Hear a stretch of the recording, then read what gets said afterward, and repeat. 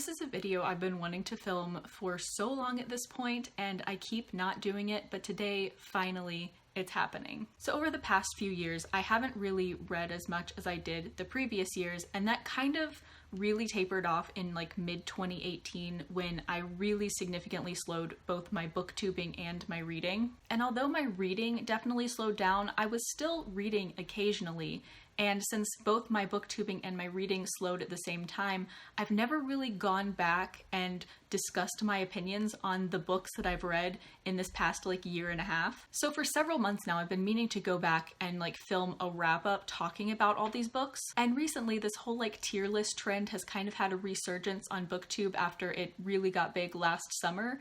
And I've been trying to figure out how to do some sort of tier list video because I do tons of these in my free time. I love them so much. I love listing things and ranking things. So finally, I connected the dots and I realized, oh, I could make a tier list of the books I've been reading and not reviewing. So I've set up this tier list. Hopefully everything is working correctly. Hopefully it's not a complete disaster. We'll see. As you can see here, we've got 14 books to talk about today, and I only have 4 tiers which we need to discuss. Basically, this entire time I've been in like a 5-star slump. The only books I've given 5 stars throughout this like year and a half is books that I've reread, which are not included on this tier list. So all these books I've read over the past year and a half have gotten between 2 and 4 stars. So then again, you're like, Kristen, why are there 4 tiers if you've only given out 3 ratings? Basically, the long and short of it is that these tiers don't necessarily line up with the rating that I gave the book. Obviously, books I gave higher ratings are going to be in the higher tiers. Books I gave lower ratings are going to be in the lower tiers. But there are some 4-star books that are more like 4.5 or like nearing a 5. And those are the ones that I'm saving for the A tier. So enough rambling, we're gonna jump into it. I'm gonna go in chronological order, which is how they're listed at the bottom, if you can see that. But also, I am gonna be trying to keep series together, so Truly Devious is gonna have to wait a while. First up, we've got Never Let Me Go by Kazuo Ishiguro. This is one that I read in like early fall, late summer of 2018, and I think I'm gonna put this one in C tier. I gave it like a 3 out of 5, like maybe a high 3 out of 5. I liked it, but I didn't love it. The book centers around our main character, whose name I've forgotten, as she recalls her years at this very like mysterious boarding school that she went to as a kid. Overall, I liked it, but I really went into it expecting something different than what it was, so it was really hard for me to fully love it because I was expecting something else than what I actually got, and I can't be any more specific than that because spoilers. So overall, it was a 3-star book. I liked it. It was all right, but not amazing, so it's going in the C tier. Next up, we have The Strange Library by Haruki Murakami. Murakami has become one of my favorite authors, and unfortunately, this book is going in D tier. Because this is my least favorite Murakami I've ever read. This was the first Murakami I read after 1Q84, and that was not a good choice. Basically, just as it sounds, it centers around a strange library, and it is a very strange library indeed because it's Murakami. It's a short story, which I usually don't really love, but I wanted to read another Murakami book, and this one just sounded really cool, and I just didn't love it. As we'll get to in a minute, I've since realized that there are certain types of Murakami novels that I tend to really enjoy, and this just isn't one of them, especially since it is a short story, which already isn't something I tend to enjoy. As you can see, we've got a couple more Murakami novels coming up next. The next one is Norwegian Wood. Of Murakami's novels, this is probably his most famous novel, but unfortunately, of his full-length novels, this is my least favorite. I'm putting it in C tier. Once again, another Murakami premise that I was really, really looking forward to that sounded like the most intriguing of his novels, and it ended up being my least favorite. I gave it like 3 out of 5, like a high 3 out of 5, because I do really enjoy Murakami, but yeah, C tier I think is where it fits. Putting it in C tier, it sounds like I didn't like it, but I actually enjoyed it significantly more than The Strange Library, and I did give it like a high 3 out of 5. I just think that in comparison to the other books that we have here, this is definitely on like the mid to lower end, and I think it fits better in C tier than it does in B tier, because it is kind of on the borderline. Next up, we have After Dark by Murakami, and finally, we're moving up a tier. This one is going directly into B tier. I read this in July and I still don't know what rating to give it. I'm like teetering between a 3 and a 4. I still haven't decided. Honestly, I feel like with this one, I need to read more Murakami and then come back and reread it and then rate it because I won't really understand everything until then. After Dark follows a handful of characters over the course of a single night, and it was really fascinating to follow all of them and see how their stories like interwove together. But there was just so many mysterious things that went on that to me went completely unexplained that I had trouble like committing to a 4-star rating just because I feel like I don't understand the book yet. And also I couldn't give it 3 stars because I enjoyed it too much to give it 3 stars. So it's kind of in this weird middle ground. So I'm putting it in B because I think it's better than the ones in C and D so far, but I don't know. It's going in B. So next up we have 3 volumes of Battle Royale to deal with, and these are the books that I read during the reading rush last summer, so we can see how far back we still are. And every single one of these Battle Royale volumes, I think, is gonna go in a different tier. Firstly, the easiest one, volume 8, directly into D tier. It was the worst volume in the series by far. I've mentioned in the past that the Battle Royale manga tends to sometimes veer directly into mature content solely for mature content's sake and just like abandoning the main plot and story altogether. And there is no clearer example of this than volume 8. It was, I don't want to say it's trash because I gave it 2 out of 5, but it was trash in comparison to the other volumes. Like, it's not that I have a problem with this content being in the series in general, but when it derails the plot entirely for completely unrelated things to the plot just to have a few like mature panels, why? Stop it. Literally like half of the volume was dedicated to stuff that was completely unrelated to the plot solely to have mature content. It was so frustrating. On a more positive note, volume 9, I think this one's probably a B tier. This one I gave 4 out of 5. I thought this one was the best of the 3 that I read. After volume 8, it was really refreshing to just jump back into a very action heavy, very plot heavy volume, and I really loved that. I really enjoyed it. I really appreciated it. So we're putting it in B tier because I appreciated it quite a bit. I'm gonna skip Danganronpa right now just because we're talking about Battle Royale. We might as well wrap up these 3 volumes. And I'm gonna put this one into C tier because it was alright. Almost all of the volumes in the series I've given like 4 out of 5, and this one got a 3 out of 5 simply because not much happened. There was a lot of introspection and it took up almost the entire volume, and it just kind of slowed the plot to an almost halt.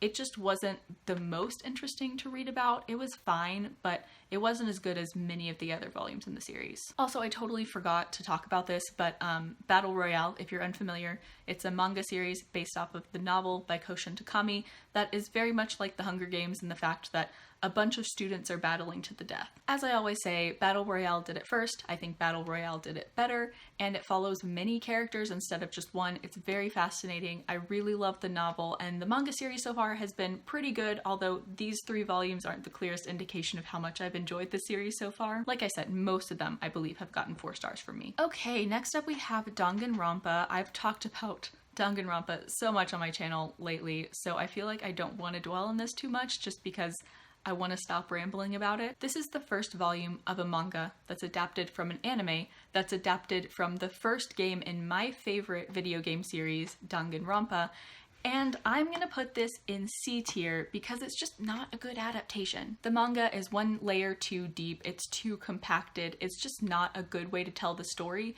but I can't put it any lower because the story is really fantastic. This just isn't the right format to tell the story in. I've said this many times, but if you're interested in the premise of this, which is essentially that a bunch of students are trapped in a school and forced to kill each other, if you're interested in the premise, I'd say play the game first. If you don't want to play the game, watch the anime.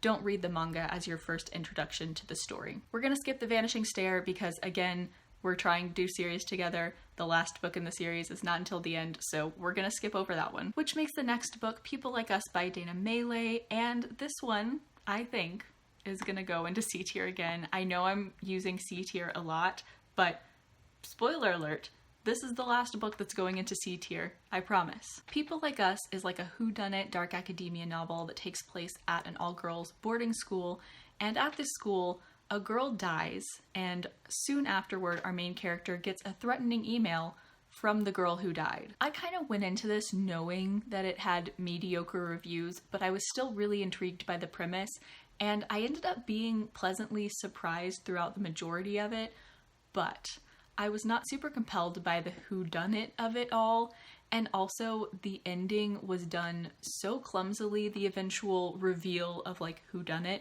was just not handled very well, and it just let the wind out of the sails, and it just ended on such a poor note. So overall I enjoyed it. I gave it like 3 out of 5, but the actual mystery of it was never like super gripping for me, and then the fact that the eventual reveal was just so mishandled was just the last straw in it getting 3 rather than 4. I forgot to mention I read People Like Us in the fall, and I also read House of Leaves in the fall. I started it in like January of last year, but I finally actually read the whole thing in like the fall of 2019. House of Leaves is kind of a complicated story to explain, but basically it is written in the form of a dissertation analyzing a documentary about a weird house. The formatting is really unique and the story is really fascinating. It was very mysterious and kind of creepy, and I really enjoyed it. And it is in fact our first A-tier book. As I mentioned, none of these books got a full 5 stars from me, but House of Leaves is one of those books where you can't really fully grasp everything about it in the first read, and probably not in the subsequent like 5 to 10 reads. It's that complex of a story, but especially not on a first read. And I feel like I can't give it 5 stars when I haven't gotten to that full like understanding of it. So I gave it 4 stars, but I think if I were to reread it and like analyze it, I would end up giving it 5 stars, but I just can't commit to it right now. I've also mentioned this before, but it definitely reminds me of this podcast that I really like called Tanis. So if you have heard that podcast, or if you've read House of Leaves, vice versa, check out the other one because they remind me of each other and they're both very good. Next up is my first read of 2020, and that is Kafka on the Shore by Haruki Murakami, and we're on a roll here because this one is going directly into A tier. This one couldn't quite beat 1Q84 as my favorite Murakami novel, but it got really close, and there was a long period of time while reading this that I thought I was gonna give it 5 stars. Like many Murakami novels, the premise of this is hard to explain, but essentially it follows 2 characters and the way that their plots kind of mingle together and the weird things that happen to them. There's a guy that can talk to cats. There's a mysterious library. It's a very fascinating read. The thing that I really appreciate about Kafka on the Shore as opposed to some other Murakami books that I've read is that the connection between like the different plot lines and between the real things and the like fantastical realism things, the connections are much clearer to make, and it's more like almost solving a puzzle than just weird things happening, which is sometimes how Murakami feels. However, I did give it 4 stars for a reason, and that is that I cannot read a Murakami novel without it making me thoroughly uncomfortable on purpose throughout it, and I just sometimes can't get past that. Often it's intentional, sometimes it's unintentional, but there's just always something that happens in a Murakami novel that precludes me from giving it a full 5 stars, and that may just be a me thing, but it is my rating. So 4 stars out of 5, probably more like 4.5 out of 5. Very good, really enjoyed it, just couldn't quite get up to the 5 star. We're finally here. We finally reached the main course, the main event, the Truly Devious series. Chronologically, Truly Devious was the first of all of these books that I read. I read it in the summer of 2018. It was the only book that I read in the summer of 2018. But I just finished the series when the last book came out in January, so it's last. This series follows 2 different timelines, the first of which is our main character, Stevie, and she gets accepted to this very private, elite boarding school where everyone there has like some specific thing they're really good at. And Stevie's thing is true crime. She was invited there because she wants to solve the mystery of the disappearance of the founder's family. And then our second timeline is surrounding the disappearance of that family and the founder as he tries to figure out what happened to his family. You know what? When I made this, I was like, you know what? 4 tiers works because that's gonna fit everything. But I'm gonna add a row above. I'm not gonna make it yellow because that is my least favorite color. I'm gonna make it gray. I like gray. I'm boring, I know. And we're adding the S tier back, and we are putting book 1 of the Truly Devious trilogy in S tier, just because I can. Honestly, maybe I need to change my rating on Goodreads for Truly Devious to 5 because I fell in love with this series, and Truly Devious is my favorite book in the series. I'm gonna go ahead and finish the tier ranking before I talk about the rest of the series. I'm putting both the second and third book into B tier. I gave both of them 4 out of 5 stars. It was like a solid 4 out of 5. Not as good as Truly Devious, but still very good, and not quite up to where Kafka and House of Leaves are, so B tier is where I think they fit. I absolutely fell in love with this series. It is a new all-time favorite series for me, and I think the 2 major factors to that are the atmosphere and the characters. The trilogy overall isn't like super fast-paced and like an action-packed plot. It's definitely more of a slow burn, and that's something I actually really enjoyed. Especially Truly Devious, it's very atmospheric and mysterious, and it's just kind of a slow build-up to the conclusion of the novel, and that's why I really love that one so much. It's just so well done. But by far, the characters and the atmosphere are what really sold me on this. Both of the timelines are handled so well atmospherically, and I love our main cast of characters so much.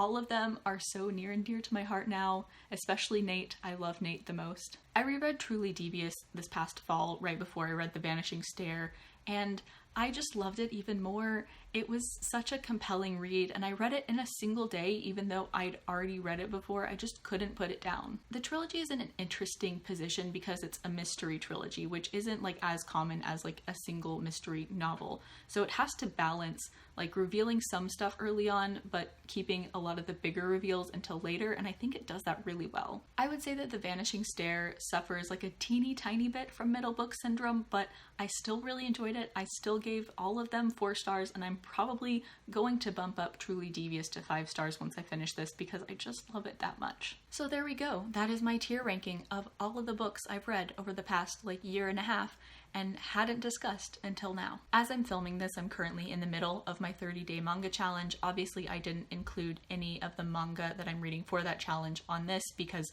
I'm gonna probably do a wrap-up at the end of the month. But these are all the books that I read leading up to that challenge over, like I said, the past year and a half, ever since like summer 2018. So that is it for this video. Let me know down in the comments if you've read any of these books and what you thought of them. As always, links to my social media are down in the description, especially Goodreads. Please add me as a friend on Goodreads. I would love to be friends with all of you on Goodreads. Like, comment, subscribe, all that jazz. Thank you so much for watching. Bye.